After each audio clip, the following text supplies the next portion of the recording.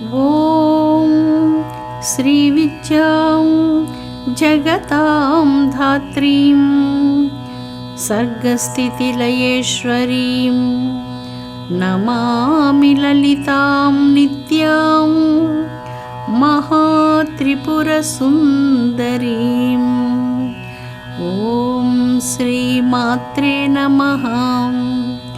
ఓం శ్రీ లలితాంబికాయై నమః.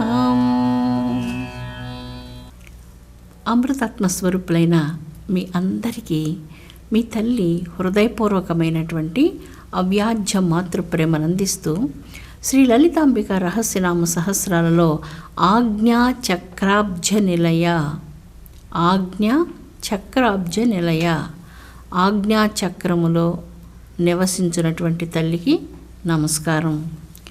ఆజ్ఞాచక్రం అంటే ఏంటి? అది ఎక్కడ ఉన్నది? ఆజ్ఞ అనగానే ఒక ప్రదేశం నుంచి ఆజ్ఞలు జారీ చేసే ప్రదేశం. ఇది మన శరీరంలో మన రెండు కనుబొమ్మల మధ్యలో ఉన్నటువంటి, అంటే భ్రూయుగం మధ్యలో ఉన్నటువంటి చక్రం ఆజ్ఞాచక్రం. ఈ చక్రానికి రెండు దళములున్నవి. ఒక దళము హకార బీజాక్షరంతో ఉన్నటువంటిది, రెండవ దళము క్షకారము. హకారము క్షకారము ఈ రెండు బీజమంత్రాలు ఈ రెండు దళముల యందు విరాజిల్లుతూ ఉండును. ఒక్క దళమునందు ఈశ్వర రూపం, మరొక దళము శక్తి రూపం. అంటే ఇది శివశక్తుల యొక్క దివ్యస్థానం. ఈ యొక్క ఆజ్ఞాచక్ర కేంద్రంలో ఉన్న బీజమంత్రం ఓంకారం, అద్భుతమైనటువంటి ఓంకారం. మన శరీరంలో ఇడానాడి, పింగళనాడి, మన వెన్నెముకలో ఉన్నటువంటి సూక్ష్మాతి సూక్ష్మమైనటువంటి నాడి ఈ సుషుమ్న అన్నటువంటి నాడి. ఈ సుషుమ్న నాడి, ఇడానాడి, పింగళనాడి, ఈ మూడు నాడుల యొక్క సంగమ స్థానము ఆజ్ఞాచక్ర స్థానం. ఈ ఆజ్ఞాచక్ర స్థానం నుంచే మన మనస్సు నుంచి ఆజ్ఞలు జారీ అవుతూ ఉంటాయి. ఇప్పుడు ఇంతసేపు ఖాళీగా కూర్చున్నావు, కొద్దిసేపన్నా దైవ ధ్యానం చెయ్యి అంటూ ఒక ఆజ్ఞ వస్తుంది. వెంటనే ఇంకొక ఆజ్ఞ, ఇప్పుడేం చేయనవసరం లేదు, హాయిగా విశ్రాంతిగా పడుకో అంటూ ఇంకొక ఆజ్ఞ వస్తుంది. ఈ మనస్సు ఇలాగ సంకల్ప వికల్పాత్మకంగా ఉంటుంది. ఆ మనసులో సంస్కారాలు కొద్దిగానైనా బాగుంటే నేను వేకువజామున నిద్రలేచి ఆ ప్రాతకాల సూర్య సమయంలో సూర్యవందనం చేసి దైవ ధ్యానం చేస్తాననేటువంటి సంకల్పం కలుగుతుంది. లేనప్పుడు ఈరోజు ఏం చేయనక్కర్లేదులే, పడుకుంటే సరిపోతుంది అంటూ అలాగ అనిపిస్తూ ఉంటుంది. ఏ పని మనిషి చేస్తున్నప్పటికీ ఆ ప్రతి చిన్న పని ఈ ఆజ్ఞాచక్రం నుంచే ఆజ్ఞలు వెలువడుతూ ఉంటాయి. మన శరీరాన్ని 3 ఖండాలుగా మనం భావించవచ్చు.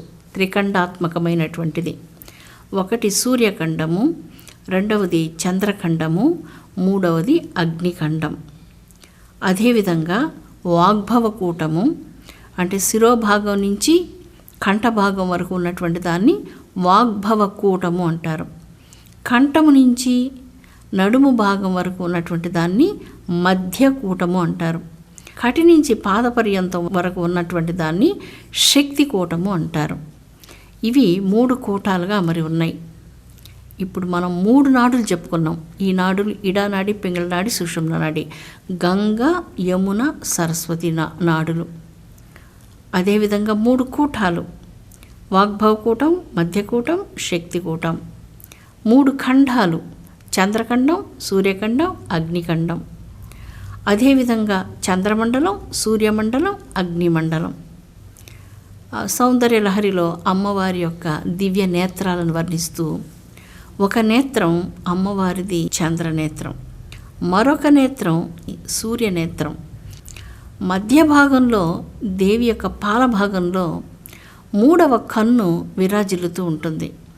ఈ కన్ను ఎలా ఉంటుందంటే బంగారపు కమలంలాగా ఇక్కడ బాసిల్లుతున్నటువంటి అగ్నినేత్రం.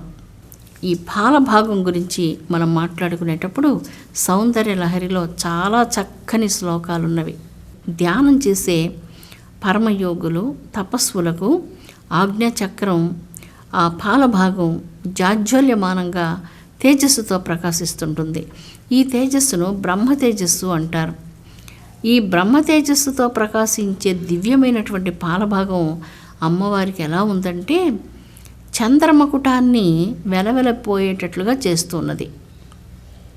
తాను ధరించినటువంటి చంద్రమకుటాన్ని వెలవెలబోయేటట్లు చేస్తుంది.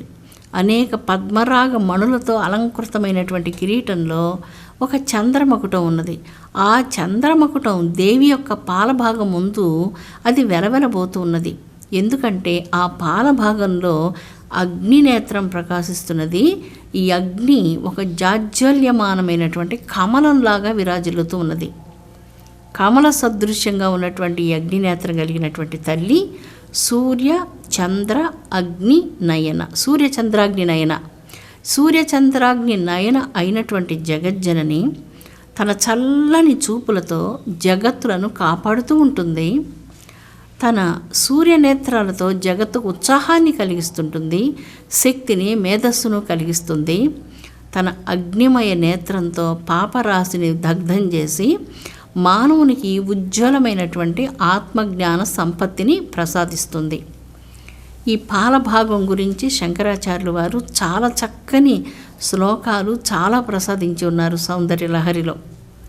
అమ్మవారి యొక్క నిరుపమానమైనటువంటి దివ్య సౌందర్యాన్ని వర్ణిస్తూ మహత్వపూర్ణమైనటువంటి దేవి యొక్క దివ్య చేతనా శక్తిని ఎక్కడైనా మర్చిపోతామేమో అని భావిస్తూ శంకరాచార్యులు వారు చాలా అద్భుతమైనటువంటి ఆతృతతో అమ్మవారి యొక్క దివ్య నేత్రాలను, అష్టమి చంద్రుడిలాగా ఉన్నటువంటి ఆ దివ్య పాలభాగాన్ని, వీటన్నిటినీ వర్ణిస్తూ అనేకమైనటువంటి చక్కని శ్లోకాలను ప్రసాదించున్నారు.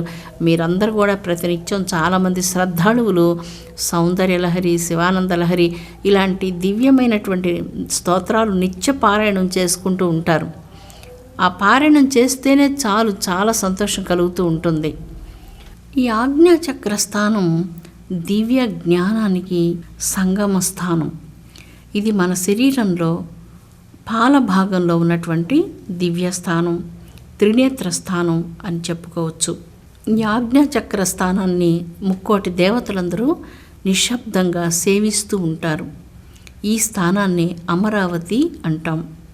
అమరావతి అనగా ఈడానాడి పింగళనాడి సంగమ స్థానం. సుషుమ్న ఈ ఆజ్ఞాచక్రాన్ని ఛేదించుకొని సహస్రారానికి వెళ్ళేటువంటి ఒక దివ్య అమరావతి స్థానం. ఇది చాలా ఉత్కృష్టమైనటువంటి స్థానం మన శరీరంలో. ఇంత అద్భుతమైనటువంటి ఈ ఆజ్ఞాచక్రంలో యోగులు నిత్యం ధ్యానం చేయడం వలన, సాధకులు ఆధ్యాత్మిక సాధనల వలన ఈ చక్రంలో ఒక అద్భుతమైనటువంటి శక్తి ఉద్భవిస్తుంది. ప్రతినిత్యం వేదాధ్యయనం చేయడం వలన, భగవద్గీత పారాయణం వలన, లేక ఏదైనా మంత్రాలు ప్రతినిత్యం పారాయణం, ఏదైనా స్తోత్రాలు కానీ ప్రతినిత్యం మంత్ర జపం వలన మన శరీరంలో చాలా అద్భుతమైనటువంటి ఒక శక్తి ఉత్పన్నమవుతుంది. ఆ శక్తి అంతయు కూడా మెడుల్లా అబ్లాంగేటా అంటారు. అంటే చిన్న మెదడు భాగంలో అక్కడ నిక్షిప్తమై ఉంటుంది. అక్కడ నుంచి సహస్రార చక్రానికి వెళుతూ ఉంటుంది. మన శరీరంలోని చంద్రనాడి, సూర్యనాడి, అగ్నినాడి ఇలాగా ఇవన్నీ కూడా ఎక్కడికి వచ్చి పరిసమాప్తం అవుతున్నాయంటే ఆజ్ఞాచక్రానికి వచ్చి అక్కడ పరిసమాప్తం అవుతున్నాయి. అందువల్ల మండలత్రయమంతయు కూడా పరిసమాప్తం పొందే స్థానాన్ని ఆజ్ఞాచక్ర స్థానము అంటారు. దేవతలు నిశ్శబ్దంగా ధ్యానించి పూజించే స్థానం ఆజ్ఞాచక్ర స్థానం. ఈ రెండు దళములు శివ శక్తి దళములు. హం అన్న బీజాక్షరము, క్షం అన్న బీజాక్షరములు, ఈ రెండు బీజ మంత్రాలు ఈ రెండు దళాలలో అమరి ఉన్నాయి.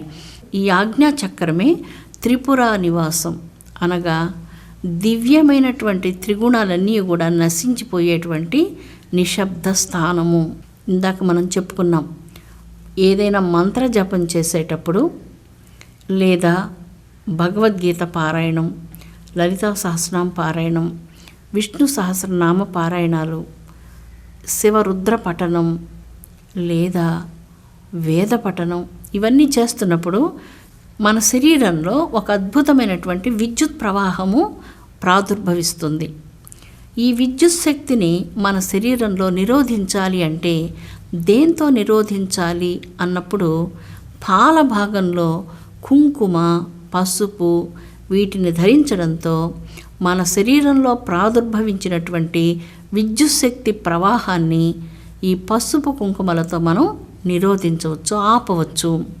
లేదా గోపీ చందనం లేదా విభూది ధారణం, ఎవరికి ఏ ఒక విధానాలు అవకాశం ఉంటుందో ఆ విధానాల ద్వారా ఈ శరీరంలో ఉద్భవించేటువంటి శక్తిని మనం ఈ చక్రం దగ్గర నిరోధించవచ్చు, ఆపవచ్చు అన్నమాట. ఈ విద్యుత్ ప్రవాహం మన శిరస్సులో ఉన్నటువంటి మెడుల్లా అబ్లాంగేటా వద్దకు వెళ్ళి అక్కడికి వెళ్ళి ఢీకొంటుంది. అది అలాగా ఆ కాంతి అలాగ శరీరంలో నుంచి బయటకు వెళ్ళిపోవాలని చూస్తూ ఉంటుంది. దానిని నిగ్రహించే దానికోసం మనకు పాతకాలంలో ఒక జడ వేసి చామంతి బిళ్ళలాగా, నాగరం బిళ్ళ ఇలాంటివి ఉంచేవారు. అంటే ఒక మెటల్ దాన్ని ఏం చేస్తుందంటే ఆ విద్యుత్ శక్తిని తిరిగి శరీరం లోపలికే పంపించేస్తుంది. అక్కడ ఉన్నటువంటి మెటల్స్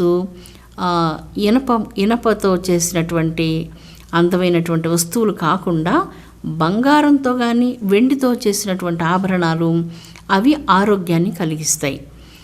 అదే ఇనప మెటల్తో కానీ ఇతరత్ర మెటల్స్తో చేసినటువంటివి దేహానికి, బ్రెయిన్కి అనారోగ్యాన్ని కలిగిస్తాయి.